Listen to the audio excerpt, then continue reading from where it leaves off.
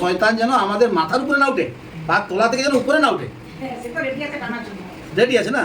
সেই জন্য পরমেশ্বর পিতা পাত তলায় তার দিকে রাখছে, আর সর্বদাই যেন পাত তলাতে থাকে, যেন উপরে না উঠে। কিন্তু উপরে তো উঠে। খুব সুন্দরভাবে পরমেশ্বর পিতা আজকে শিক্ষাগুলো দিলেন। সেই পরমেশ্বর পিতা স্বর্গরাজ্যে যে আবাস আমাদের জন্য পরমেশ্বর পিতা করে রাখছে, সেই আবাসে থাকতে হলে, বাস করতে হলে আমাদেরকে এইগুলোকে পদতলে দলিত করতে হবে, এই শয়তানদেরকে।